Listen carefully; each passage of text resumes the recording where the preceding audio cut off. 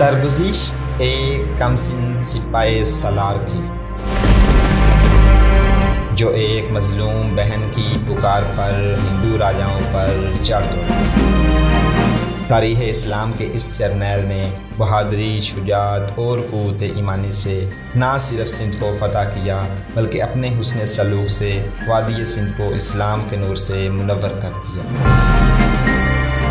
توحید پہ جان نشاور کرنے والے اس سپاہی کی کہانی شروع کرنے سے پہلے آپ سے گزارش ہے کہ ہمارے چینل گلوبل نالج کو سبسکرائب کریں اور گھنٹی کے بٹن کو ضرور پریس کریں تاکہ ہماری ہر آنے والی ویڈیو آپ تک بآسانی پہنچ سکے۔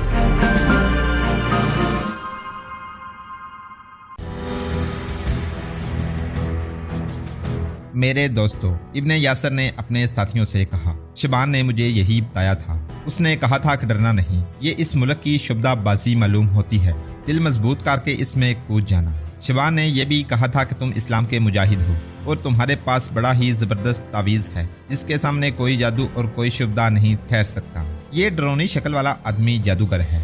ابن یاسر نے یہ بات عربی زبان میں کی تھی جسے پنڈت وغیرہ نہ سمجھ سکے، اور ابن یاسر کے ساتھیوں کے حوصلے بڑھ گئے۔ ابن یاسر نے سندر کے ان آدمیوں کو اور دونوں لڑکیوں سے بھی کہا تھا کہ وہ آگے ہو کر جھک جائیں، ان کی گردنیں اڑائی جائیں گی۔ ڈراؤنی شکل والے آدمی نے دونوں ہاتھ بلند کر کے کچھ بڑبڑانا شروع کر دیا۔ اسے یہی ظاہر ہوتا تھا کہ وہ اپنا جادو چلانا چاہتا ہے۔ ابن یاسر نے اس کے اوپر اٹھے ہوئے بازوؤں میں سے ایک پر بڑی زور سے الٹی تلوار ماری، پھر اس کے منہ پر بڑی زور سے گونسا مارا۔ وہ پیچھے دیوار کے ساتھ جا لگا۔ ابن یاسر کے دو ساتھیوں نے اسے پکڑ کر پیٹ کے بل گرا لیا۔ ابن یاسر نے اس کے سینے پر پاؤں رکھ کر تلوار کی نوک اس کی شارک پر رکھ دی۔ کیا تم جادوگر ہو؟ ابن یاسر نے پوچھا۔ شبدہ باز ہو؟ فوراً بولو ورنہ گردن کٹ جائے گی۔ اس نے ہاتھ جوڑے اور سر ہلایا جیسے اس نے اعتراض کیا ہو کہ وہ شبدہ باز ہے۔ پنڈت الگ الگ کھڑے کانپ رہے تھے اور رحم کی بھیک مانگ رہے تھے۔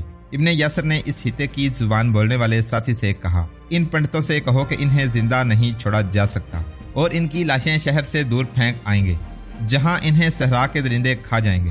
ابن یاسر کے اس ساتھی نے جب پنڈتوں کی زبان میں انہیں بتایا کہ ابن یاسر نے کیا کہا ہے تو پنڈت اس قدر خوفزدہ ہوئے کہ تینوں نے گھٹنے ٹیک کر ہاتھ جوڑے۔ بڑا پنڈت اٹھا اور ابن یاسر کے ساتھی کو الگ لے گیا اور اس کے کان میں کچھ کہا۔ اس ساتھی نے ہنستے ہنستے ابن یاسر کو بتایا کہ یہ پنڈت کیا کہہ رہا ہے، ان دونوں لڑکیوں کو لے جاؤ اور اس کے ساتھ یہ بھی ہمیں بہت سا سونا اور رقم دے گا، اس کے عوض جاں بخشی چاہتے ہیں۔ ابن یاسر نے شبدہ باز کو گرایا ہوا تھا۔ جب اس کرہت صورت آدمی نے سر ہلایا، اعتراض کر لیا تو ابن یاسر نے اسے اٹھایا۔ ابن یاسر کے کہنے پر اس نے کہا کہ وہ بتائے گا کہ یہ سب کیا ہے، بلکہ کر کے بھی دکھا دے گا۔ یہاں نہیں، ابن یاسر نے کہا، سب حاکم نرون کے پاس چلو اور اس کے سامنے بتاؤ کہ تم یہ شبدہ کس طرح کر رہے تھے اور اس کا مقصد کیا تھا۔ ان سب کو سندر شمنی کے پاس لے جایا گیا۔ وہ سویا ہوا تھا، اسے جگایا گیا اور بتایا گیا کہ پر اسرار آگ کا معمہ حل ہو گیا ہے۔ ابن یاسر نے حاکم نرون سندر کو بتایا کہ وہ کہاں چلا گیا تھا اور وہاں کیا ہدایت لایا تھا، پھر وہ کس طرح ان پر اسرار آگ کے بگولوں اور چیخوں کے دوران مندر میں داخل ہوا اور اس نے کیا دیکھا۔ ابن یاسر کے کہنے پر پہلے چھوٹی لڑکی نے بتایا کہ اس کے ساتھ یہ لوگ کیا عمل کرتے تھے، پھر شبدہ سے کہا گیا کہ وہ بولے۔ سندر نے اسے کہا کہ اس نے ذرا سا بھی جھوٹ بولا تو اسی وقت اس کے دونوں ہاتھ کاٹ دیے جائیں گے اور اس حالت میں اسے دور پھینک آئیں گے۔ شبدہ باز نے بڑے اطمینان سے اپنا آپ ظاہر کر دیا اور جو کمال وہ دکھا رہا تھا وہ بھی اس نے بیان کیا۔ اس نے بتایا کہ اس سارے کے سارے ملک ہند میں صرف 3 آدمی ہیں جو یہ کام کر سکتے ہیں۔ یہ آگ جو آپ لوگ شہر کے اوپر گھومتی پھرتی دیکھتے ہیں یہ کسی کا کچھ نہیں بگاڑ سکتی۔ اس نے کہا، یہ بے ضرر چیز ہے، اسے آپ نظر کا دھوکہ بھی کہہ سکتے ہیں، لیکن یہ ایک علم ہے جسے حاصل کرنے کے لیے اپنے من کو اور اپنے جسم کو ایسی تکلیفوں میں رکھنا پڑتا ہے جو ہر آدمی برداشت نہیں کر سکتا۔ اس آگ سے کسی ایک آدمی کو یا اس کے گھر کی کچھ چیزوں کو جلایا جا سکتا ہے، لیکن اس آگ میں یا اس آگ کا شبدہ دکھانے والے کسی بھی جادوگر میں اتنی طاقت نہیں کہ اس سے وہ کسی بستی کو جلا دے۔ اور وہ آگ جو فوارے کی طرح زمین سے پھوٹتی تھی وہ بھی کوئی آگ نہیں، جادو کا کرشمہ تھا۔ اسی طرح پانی کے جو فوارے پھوٹتے ہیں ان میں اگر آپ ہاتھ رکھتے تو آپ کے ہاتھ خشک رہتے۔ اس پانی میں پانی والا کوئی وصف نہیں تھا۔ تم نے شبدہ بازی یہاں آ کر کیوں کی؟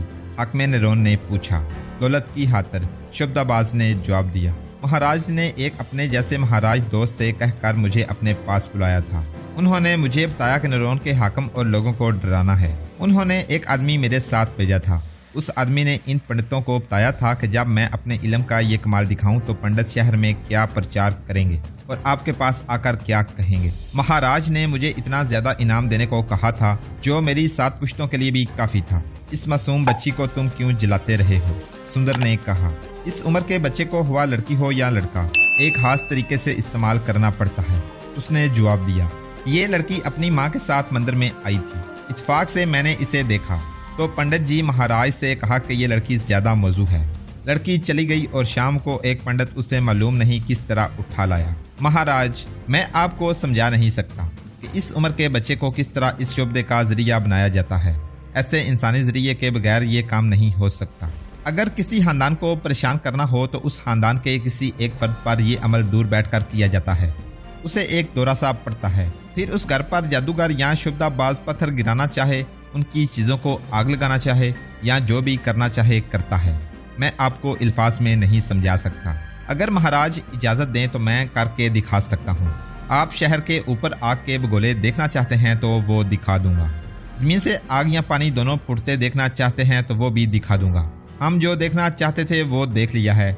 सुंदर ने कहा, तुम इस शहर से निकल जाओ, लेकिन अपने वतन का रुख करो, अरोड़ की तरफ न जाना। हाकिम नरोन इब्ने यासर ने कहा, इसे अभी जाने न दें। जरूरत यह है कि शहर के लोगों को बताया जाए कि ये कोई आसमानी आफत नहीं थी। सुबह सारे शहर में मुनादी कराएं कि तमाम लोग एक मैदान में जमा हो जाएं और इन्हें असल हकीकत दिखाई जाएगी। सुबह होने में थोड़ी सी देर बाकी थी। सुंदर ने हुक्म दिया कि अभी मुनादी वाले बुला लिए जाएं और लोगों को फिलहाल मैदान में जमा किया जाए। जब सूरज तुलू हुआ तो नेरोन शहर का बच्चा बच्चा एक मैदान में आ गया था। सुंदर आया, उसके साथ ये शुबदाबाज और पंडित थे। सुंदर के कहने पर एक आदमी को, जिसकी आवाज बहुत बुलंद थी, आगे किया गया। उसे बता दिया था कि उसने क्या कहना है। उसने लोगों को बताया कि जिसे वो आसमानी आफत समझते रहे हैं वो शुबदा था और ये सीधे साधे अमन पसंद लोगों को डराने के लिए और इन्हें जंग में झोंकने के लिए दिखाया जा रहा था और अब इनके सामने ये शुबदा दिखाया जा रहा है। लोगों से कहा गया है कि वो डरे नहीं। शुबदाबाज से कहा गया कि वो अपना कमाल दिखाए। इस बच्ची को भी वहां बुलाया गया था। लोगों से कहा गया कि वो पीछे हट जाएं और मैदान के दरमियान बहुत सी जगह खाली छोड़ दें। शुबदाबाज ने लड़की के सर पर एक हाथ रखा, दूसरा हाथ उसके माथे पर फेरने लगा और चंद लम्हों बाद लड़की ने तड़पना और चीखना शुरू कर दिया। इसके साथ ही फिजा में आग के 8-10 बगोले गर्राने और उड़ने लगे। लोग डर कर पीछे हटने लगे। इन्हें कहा गया कि वो न डरें। शुबदाबाज ने दोनों हाथ हवा में बुलंद किए और आसमान की तरफ मुंह करके कुछ बड़बड़ाया। आग के बगोले गायब हो गए और मैदान में से आग का फवारा या लंबूतरा शोला ऊपर की तरफ जाने लगा, जैसे जमीन से आग फूट रही हो। इससे थोड़ी दूर पानी का फवारा फूटा। इन दोनों फवारों की बुलंदी कमोबेश 20 गज थी। इब्ने यासर आगे बढ़ा और इन फवारों की तरफ चला गया। पहले वो आग के फवारे में से गुजरा, आगे जाकर वो वापस आया और पानी के फवारे में से गुजरा। उसे न आग ने जलाया और न पानी उसे भगो सका। वापस आकर उसने सुंदर को बताया कि आग और पानी में जाकर उसे ना तपश महसूस हुई और ना ठंडक। बच्ची चीख रही थी। उसकी माँ इसके बाप के साथ दौड़ती हुई आई और दोनों अपनी बच्ची के पास जाने लगे, लेकिन शुबदाबाज ने उसे रोक दिया। थोड़ी देर बाद बच्ची की चीखें बंद हो गईं। वो गिर पड़ी और आग और पानी के फवारे गायब हो गए। लोगों को एक बार फिर बताया गया कि उन्हें क्यों और किसने खौफजदा किया है। इस शुबदाबाज को नेरोन से निकाल दिया गया। पंडित जी महाराज, सुंदर शमनी ने पंडितों से कहा, जो मजहब शुबदाबाजी का सहारा लेता है वो लोगों के दिलों में अपने खिलाफ नफरत पैदा करता है। जाओ, मैं तुम्हें माफ करता हूँ।